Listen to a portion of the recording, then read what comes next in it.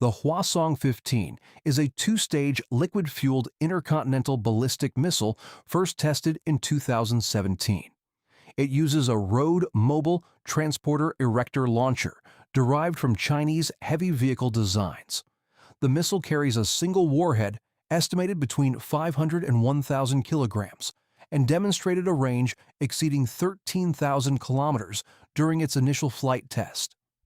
It would be launched from concealed positions in mountainous terrain, relying on pre-surveyed sites and rapid setup to reduce vulnerability during the hours-long fueling process. The missile's accuracy remains uncertain, with estimates suggesting a circular error probable in the range of several hundred meters, making it suitable for targeting large static installations rather than precision strikes. The Hwasong-14 predates the 15 and shares the same liquid propulsion architecture but with reduced throw weight and a slightly shorter range profile. Operational examples are stored in underground facilities and moved only during heightened readiness periods. The missile requires significant logistical support, including tanker trucks for fuel and oxidizer, limiting the number of simultaneous launches the force could execute. Its role centers on holding distant strategic targets at risk rather than supporting battlefield operations. The Hwasong-12 operates as an intermediate-range ballistic missile with a single-stage design and a demonstrated range near 4,500 kilometers. It uses the same liquid propellant combination as the longer-range variants, and similarly depends on mobile launchers for deployment. The missile would target regional air bases, ports, and logistics nodes during a protracted conflict. Launch preparation times remain a critical constraint, with estimates ranging from 30 minutes under ideal conditions to several hours when accounting for crew proficiency and security procedures. Detection during the fueling phase would make the system vulnerable to preemptive strikes. The Hwasong-17 represents the most recent addition to the intercontinental missile inventory. It is significantly larger than earlier designs, featuring an estimated 25-meter length and a diameter approaching 2 meters. The missile demonstrated a range consistent with global reach during a 2022 test, achieving an apogee exceeding 6,000 kilometers in a lofted trajectory. Its Transporter Erector launcher is the largest road mobile platform in the North Korean inventory and presents unique challenges for concealment due to its size. The missile likely carries multiple warheads or decoys, though technical details remain unconfirmed. The system's operational deployment depends on infrastructure capable of supporting its weight and length, constraining the number of viable launch positions. The Pukguksong-2 is a medium-range ballistic missile using solid propellant, which eliminates the need for pre-launch fueling and reduces setup time to minutes rather than hours. It was first tested in 2017 and demonstrated a range near 1,200 kilometers. The missile is launched from a tracked transporter erector launcher, giving it mobility across rough terrain that wheeled systems cannot reliably traverse. Solid propellant offers significant survivability advantages, allowing the missile to remain at higher readiness states for extended periods. The system would be used against time-sensitive targets within the regional theater, including command nodes and forward-deployed air assets. Its limited range confines its utility to the immediate operational area. The Pukguksong-3 is a submarine-launched variant of the Pukguksong series, tested from a submerged barge platform in 2019. It uses a similar solid propellant motor and is designed to fit within North Korea's ballistic missile submarine program. The missile's range is estimated near 1,900 kilometers, extending strike options beyond coastal defenses. Submarine-based deployment would theoretically complicate enemy targeting by dispersing launch platforms into maritime zones, though the operational readiness and acoustic signature of North Korea's submarine fleet remain significant limiting factors. Only a small number of submarines are believed capable of carrying the system, and sustained at-sea operations have not been demonstrated. The Scud-B and Scud-C missiles form the oldest portion of the ballistic missile inventory, still in active service. These are single-stage, liquid-fueled systems with ranges of approximately 300 and 500 kilometers respectively. Both variants are launched from Wheeled Transporter Erector launchers and have been in service since the 1980s. The missiles carry high explosive or submunition warheads weighing between 770 and 1,000 kilograms. Their inertial guidance systems produce circular error probables measured in hundreds of meters, limiting effectiveness against hardened or point targets. The systems would be used to strike rear area logistics, airfields, and population centers. Large stockpiles provide redundancy and allow for massed salvo launches designed to saturate missile defense networks. The logistical burden of maintaining aging liquid propellant and guidance electronics is considerable, and operational reliability likely varies across launchers. The Nodong missile extends the Scud design with a lengthened fuselage and improved propulsion, resulting in a maximum range near 1,300 kilometers. It entered service in the 1990s and has been produced in substantial numbers. The missile is road mobile and shares many operational characteristics with the Scud family, including liquid propellant dependency and multi-hour launch preparation. Its range envelope brings most regional air bases and logistics hubs within reach. Accuracy remains limited, but the missile's availability in large numbers allows for persistent bombardment campaigns targeting infrastructure rather than mobile forces. The system is vulnerable to counter-battery fires and airstrikes during the extended fueling and setup phase. The KN-23 is a short-range ballistic missile with a solid propellant motor and a design resembling the Russian Iskander system. It was first tested in 2019 and demonstrated a range exceeding 600 kilometers with a depressed, maneuvering trajectory that complicates interception. The missile uses a transporter erector launcher with cross-country mobility and can be launched within minutes of arriving at a firing position. Its flight profile includes terminal phase maneuvering, reducing the effectiveness of conventional missile defense systems. The KN-23 would target forward command posts, air defense nodes, and supply concentration areas.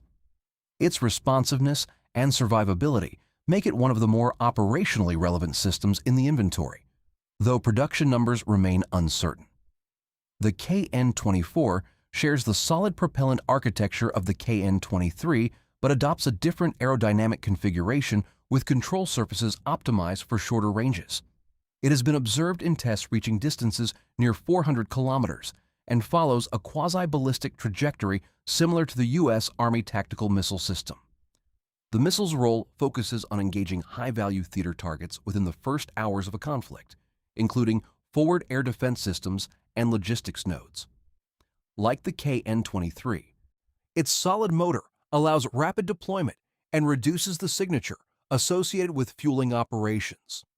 Operational doctrine likely envisions its use in coordinated salvos alongside longer-range systems to complicate defense planning.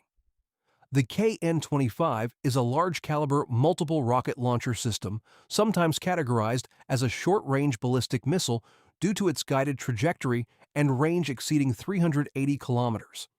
It uses a wheeled launcher carrying 4 tubes and was first tested in 2019. The system fires solid propellant projectiles with terminal guidance, improving accuracy compared to unguided rockets. The KN-25 would saturate forward positions and air defense sites, using volume of fire to overwhelm interception capabilities. Each launcher can be reloaded and repositioned, though reload times and the availability of munitions limit sustained fire rates.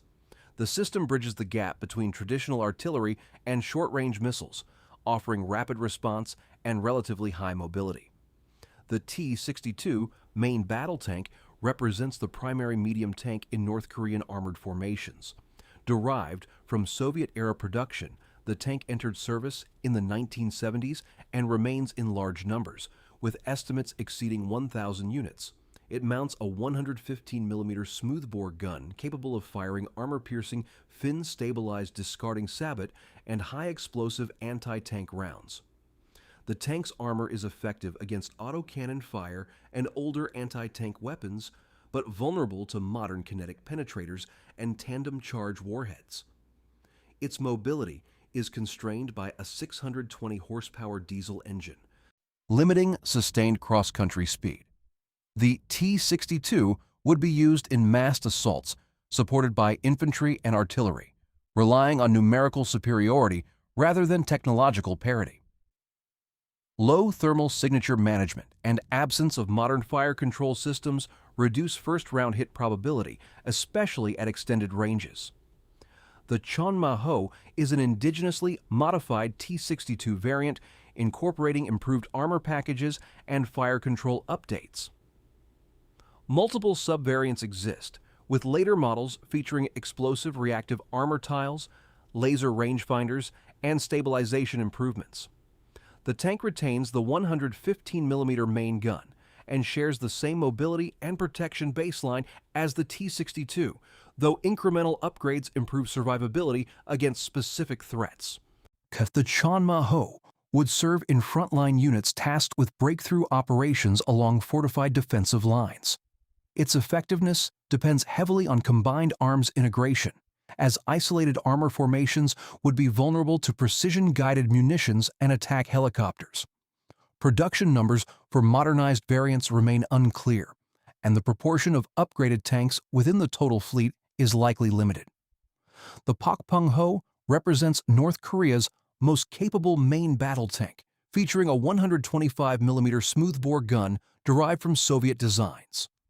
The tank entered service in the 1990s and incorporates a more powerful engine, composite armor elements, and an improved fire control system. Its protection level likely approaches that of early Soviet T-72 variants, offering increased resistance to autocannon fire and older anti-tank guided missiles.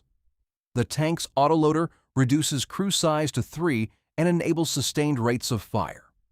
The Pakpung-ho would be concentrated in mechanized divisions designated for offensive operations, where its firepower and armor advantage over older platforms could be exploited. Limited production numbers restrict its deployment to elite units, and logistical support for its more complex systems presents challenges in extended operations. The T-55 remains in inventory despite its obsolescence relative to modern armor standards. This 36-ton tank mounts a 100mm rifled gun and provides basic mechanized support for infantry units. Its armor is insufficient against contemporary anti-tank weapons, and its fire control system lacks modern range-finding and stabilization. The T-55 would serve in secondary roles, including rear area security, infantry fire support, and static defensive positions where mobility is less critical. Its low operational cost and mechanical simplicity allow large numbers to remain serviceable, but its battlefield relevance diminishes significantly in contested environments. The BMP-1 infantry fighting vehicle provides mechanized transport and direct fire support for dismounted infantry. The vehicle carries a 73mm low-pressure gun and a rail-mounted anti-tank guided missile. Its armor protects against small arms and shell fragments, but is vulnerable to heavy machine gun fire and any dedicated anti-armor system. The BMP-1 can transport 7 infantry soldiers in addition to its 3 crew members. It would be used to deliver infantry into battle while providing suppressive fire, though its thin armor requires it to avoid direct engagement with tanks or armored fighting vehicles. Large numbers are in service, and the vehicle's amphibious capability allows river crossing without engineering support, a significant advantage given the Korean Peninsula's terrain. The BTR-60 and BTR-80 wheeled armored personnel carriers serve as troop transports in motorized rifle units. These 8-wheeled vehicles provide mobility and protection during road marches and are capable of crossing light water obstacles. The BTR-60 mounts a 14.5mm heavy machine gun, while the BTR-80 retains the same armament with improved automotive components. Both vehicles offer protection only against small arms and splinters, making them unsuitable for direct assault operations. They would be used to move infantry rapidly along road networks and position units for dismounted operations. Their wheeled configuration limits cross-country mobility compared to tracked vehicles, particularly in mountainous terrain. The M1992 and M1978 self-propelled artillery systems represent North Korea's mobile tube artillery capability. The M1992 mounts a 170mm gun on a tracked chassis and provides long-range indirect fire with a maximum range exceeding 40 kilometers when firing rocket-assisted projectiles. The M1978 is a similar concept using a 170mm gun known as the Koksan, named after the city where it was first observed. Both systems are towed or self-propelled variants designed to engage rear area targets beyond the reach of conventional tube artillery. They would fire from pre-surveyed positions and relocate to avoid counter-battery fire. Their large-caliber shells deliver significant explosive effect but have limited accuracy, and their low rate of fire restricts sustained bombardment capacity. The M1985 and M1991 are 240mm multiple rocket launcher systems mounted on tracked chassis. These launchers fire unguided rockets with ranges between 40 and 60 kilometers, depending on the specific model and projectile type. Each launcher carries 22 tubes and can deliver a massed salvo against area targets. The systems are used to suppress defensive positions, disrupt troop concentrations, and create obstacles through cratering and unexploded ordnance. Reload times are lengthy, requiring dedicated ammunition vehicles and crew exposure during the process. The launchers would fire from concealed positions and displace rapidly to avoid retaliatory strikes. The BM-21 Grad multiple rocket launcher is a Soviet-designed system used extensively throughout the North Korean artillery force. It fires 122mm unguided rockets from a 40-tube launcher mounted on a truck chassis. Maximum range is approximately 20 kilometers, and the system is effective against soft targets and troop formations. The BM-21 would deliver massed fires during the opening phases of an offensive, creating shock and suppressing air defenses and forward positions.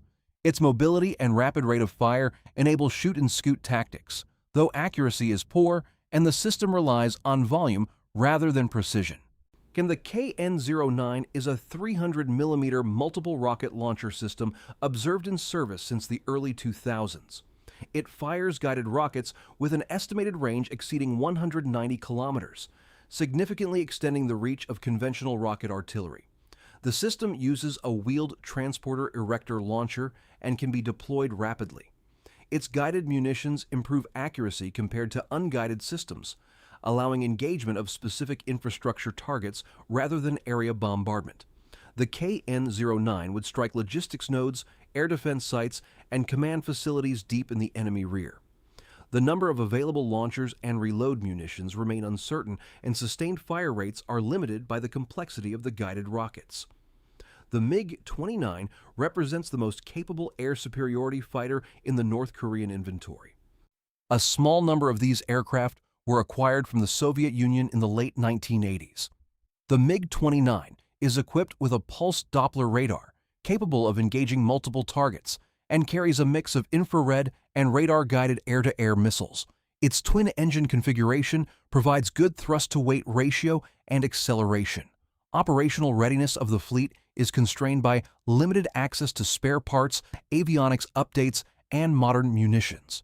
The aircraft would be used to defend critical airspace and contest initial air superiority operations, though its effectiveness is limited by the small number of available platforms and likely reduced sortie rates due to maintenance challenges. The MiG-23 is a variable geometry swing-wing fighter bomber used in ground attack and air defense roles. North Korea operates several dozen examples. Acquired during the Cold War.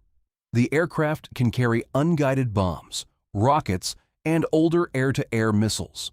Its radar is less capable than the MiG-29, and its avionics lack modern defensive countermeasures. The MiG-23 would conduct ground attack sorties against fixed targets and provide limited air defense in permissive environments. Its effectiveness is constrained by fuel availability, pilot proficiency, and vulnerability to modern surface-to-air and air-to-air systems. The MiG-21 remains in service as a lightweight interceptor despite its 1960s design. Several hundred examples are believed operational, though many are in storage or serve as training aircraft. The MiG-21 carries short-range infrared missiles and a 23mm cannon. Its small size and high speed provide some defensive advantages, but its lack of modern radar and limited weapons loadout restrict its utility in contested airspace. The aircraft would be used for point defense of high-value sites and quick reaction intercepts, relying on ground control for target information. Low fuel capacity limits endurance, and the aircraft's analog systems reduce effectiveness against electronically sophisticated adversaries. The Su-25 is a ground attack aircraft designed for close air support. North Korea operates a small number acquired from former Soviet states. The aircraft is heavily armored around the cockpit and engine, allowing it to operate in environments with active air defenses. It carries unguided rockets, bombs, and a 30mm cannon. The Su-25 would support mechanized offensives by engaging enemy armor, artillery, and defensive positions. Its effectiveness depends on achieving at least temporary local air superiority, as its subsonic speed and limited maneuverability make it vulnerable to modern fighters and surface-to-air missiles. Low operational numbers reduce its overall impact on large-scale operations. The An-2 is a biplane transport and utility aircraft used for special operations insertion, resupply, and light transport. Several hundred examples are in service. The aircraft's fabric-covered construction and low-speed flight profile give it a minimal radar signature, and its short takeoff and landing capability allow operation from improvised airstrips. The An-2 would insert light infantry and reconnaissance teams behind enemy lines, resupply isolated units, and conduct leaflet drops. Its lack of defensive systems and vulnerability to any air defense or fighter aircraft limit its use to night operations or periods of air superiority. The aircraft's simplicity and large numbers provide redundancy despite its obsolescence. The Mi-17 is a medium transport helicopter used for troop movement, resupply, and casualty evacuation. It can carry up to 24 troops or equivalent cargo and has been in service since the 1990s. The helicopter is unarmed in transport configuration but can be fitted with door-mounted machine guns. It would move reserve forces into contested areas, resupply forward units, and extract wounded personnel. The Mi-17's operational range is approximately 450 kilometers, and its ability to operate from unprepared sites increases flexibility. Vulnerability to shoulder-fired surface-to-air missiles and lack of advanced defensive systems constrain its use in high-threat environments. The Mi-24 is an attack helicopter designed to provide close air support and escort transport helicopters. It mounts a 12.7mm machine gun, anti-tank guided missiles, and unguided rockets. The aircraft features armored protection for the crew and critical systems, allowing limited operation under fire. The Mi-24 would engage enemy armor during mechanized offensives and suppress defensive positions ahead of advancing ground forces. Its effectiveness is limited by aging avionics, lack of night vision capability, and vulnerability to modern portable air defense systems. Operational readiness is uncertain due to maintenance demands and parts availability. The Hughes MD-500 series helicopters were acquired through various channels and serve in light attack and reconnaissance roles. These small helicopters can carry anti-tank missiles and machine guns despite their civilian origin. They would conduct reconnaissance, target acquisition, and attacks on lightly armored vehicles. Their small size reduces radar signature but also limits payload and endurance. The helicopters lack modern defensive systems and are vulnerable to ground fire and air defenses. Their utility is highest in environments where air superiority has been established or in low-intensity engagements. The Kumsong-3 is an indigenous coastal defense cruise missile system derived from Chinese designs. It is launched from fixed or mobile platforms and uses active radar homing to engage surface ships. The missile has an estimated range between 100 and 160 kilometers and flies at low altitude to reduce detection time. Coastal defense batteries would target amphibious formations, naval surface combatants, and logistics vessels approaching the shoreline. The system's effectiveness depends on target detection and cueing, which are constrained by limited over-the-horizon radar coverage and reliance on shore-based observation posts. The missiles can be countered by shipboard defensive systems and electronic warfare, and their effectiveness declines significantly against well-protected task forces. The Silkworm family of anti-ship missiles, including the HY-1 and HY-2 variants, are older systems still deployed in coastal batteries. These subsonic cruise missiles have ranges between 40 and 95 kilometers and use radio command or radar homing guidance.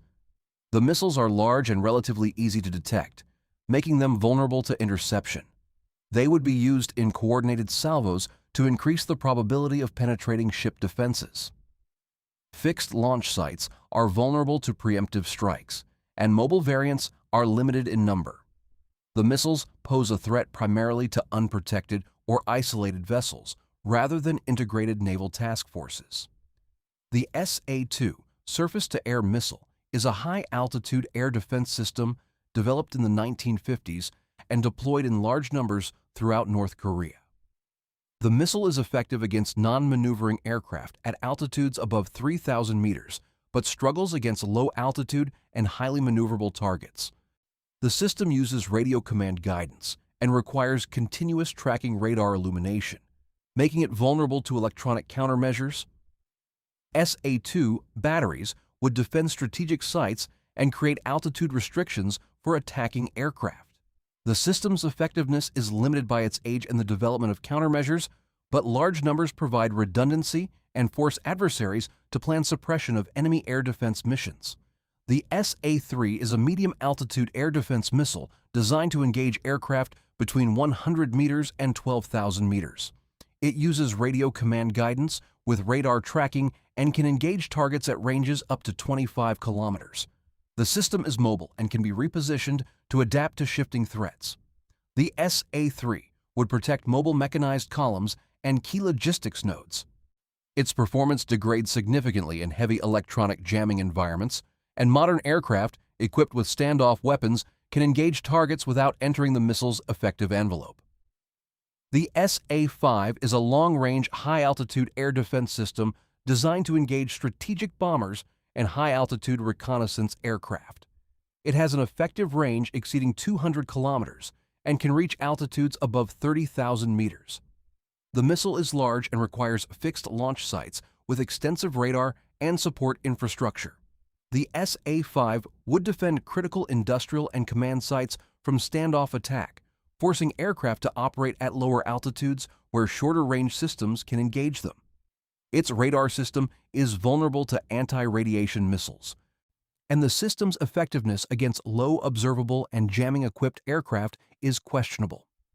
The Panggai 5 is an indigenously developed short-range surface-to-air missile system derived from the Soviet SA-16.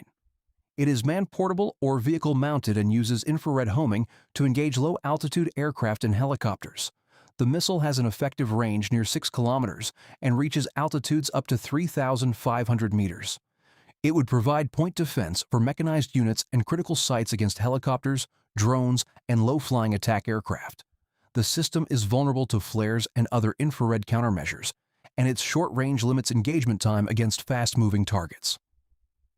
The KN-06 is a medium-range surface-to-air missile system developed domestically with characteristics resembling the Russian S-300 series. It was first publicly displayed in 2010 and is believed to have a range exceeding 50 kilometers. The missile uses semi-active radar homing and is deployed on wheeled transporter erector launchers. The system would defend key strategic assets and create engagement zones that complicate air operations. Limited production numbers and uncertain reliability constrain its operational impact, and its radar can be targeted by anti-radiation weapons. Unmanned aerial vehicles in North Korean service include small reconnaissance drones and larger fixed-wing systems used for intelligence gathering and limited strike missions. The Bangyan 2 is a reverse-engineered design resembling the U.S. MQM-107 target drone and has been observed in tests and operations. These systems are used for pre-mission reconnaissance, battle damage assessment, and harassment strikes. Their effectiveness is limited by short endurance, basic payloads, and vulnerability to air defenses and electronic warfare. Operational use has demonstrated persistence despite losses, with drones occasionally crossing into contested airspace. Indigenous production allows replacement of attrition losses, but the systems lack the sensor sophistication and data link robustness of modern unmanned platforms.